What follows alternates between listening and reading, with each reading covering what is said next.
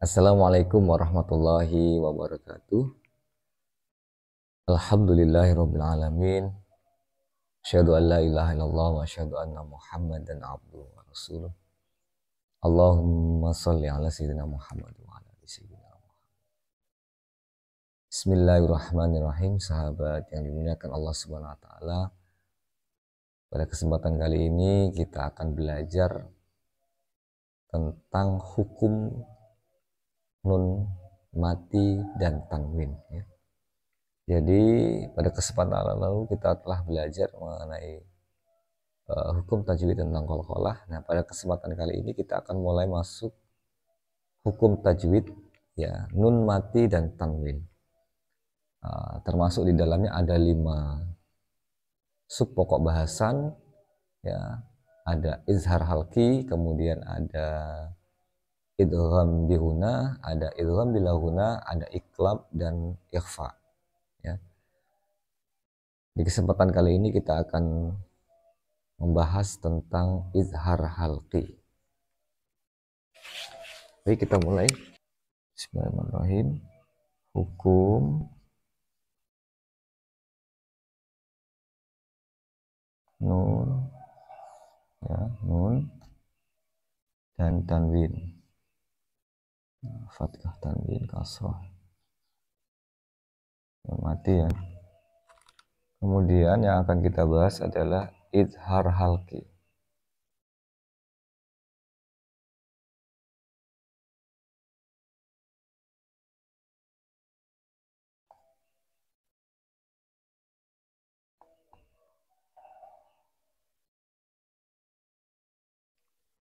Kita langsung masuk ke materi pembahasan. Jadi izhar halqi itu ya, apabila ini simpelnya seperti ini, apabila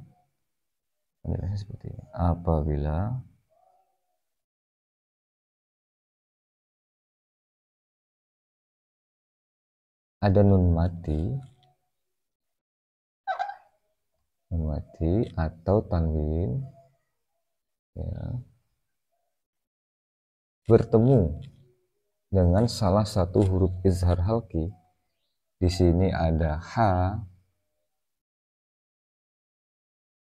kha, ya, ain, ghin, ha, dan hamzah. Ya. Maka hukum bacaannya dibaca jelas. Dibaca jelas ya, atau terang. Apabila ada nun mati, fathah tanwin, kasroh tanwin atau dhammah tanwin bertemu salah satu huruf 6 ini. Ini huruf izhar halqi. Ha, kha, ain, ghin, ha, hamzah. Maka hukum bacaannya wajib dibaca terang. Kemudian contohnya dalam sebuah ayat ya, di surah Al-Fatihah ya, di ayat terakhir. Siratal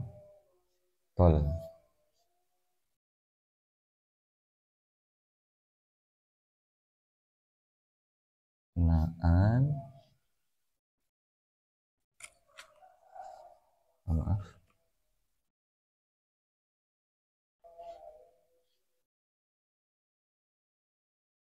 alaihim.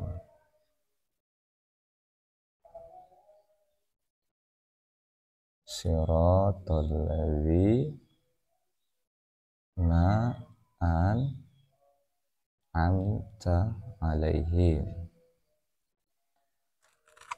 Ini untuk contoh yang nun mati. Kemudian untuk contoh tanwinnya ada di surah At-Takatsur ayat terakhir.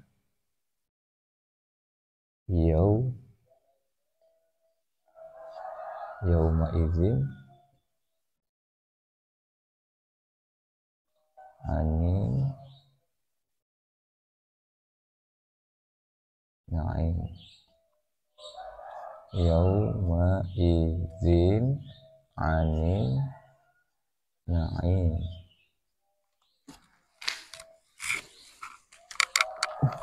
Mari kita simak bersama-sama yang kita baca. Nih, apabila tadi izharkan, apabila ada nun mati bertemu salah satu huruf keenam ini antara ha atau kha atau ain, ghin, ha, hamzah atau alif ya. Nah, di surah Al-Fatihah yang terakhir ada nih nun mati ya bertemu ain tuh. Dibaca jelas. Na'an'amta siratal ladzina an'amta alaihim siratal ladzina an'amta alaihim. Kita tidak boleh membacanya na'am, na'al atau na'am ya, atau na'am berdengung, tidak boleh, harus terang. Na'an'amta, na'an. Nah, an. Kemudian di contoh yang kedua, yauma idzin anin na'im. Zin. Nah, kan? Jelas ada kasroh tanwin bertemu dengan huruf ain. Ya. Yauma idzin anin na'im. Jelas zin. Tidak bisa dibaca yauma idzi anin. Jadi kita menghilangkan hukum bacaan kasroh tanwin. Tetap dia yauma idzin anin na'im. Atau kita baca seperti ini juga nggak boleh. Yauma idzin, jadinya ikhfa ya. Atau yauma idzin dengung, tidak boleh. Harus dibaca terang dan jelas. Yauma idzin, izin, seperti itu. Jadi ketika kita membaca Al-Quran ya, kita menemukan nun mati, pokoknya cirinya nun mati ya, nun mati atau tanwin atau kasrah tanwin atau dhammah tanwin. Nah, jika nanti bertemu salah satu huruf ini ya, patokannya di sini ya, pokoknya ada huruf ke-6 ini, maka hukumnya wajib dibaca jelas.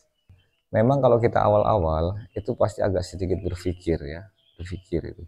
Tapi nanti kalau sudah kita terbiasa membaca dan kita sudah paham betul tentang hukum tajwid, salah satunya izhar halqi, maka nanti respon otomatis otak kita tuh akan bekerja secara cepat ya.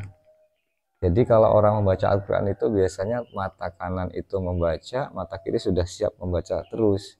Otak berpikir seperti itu.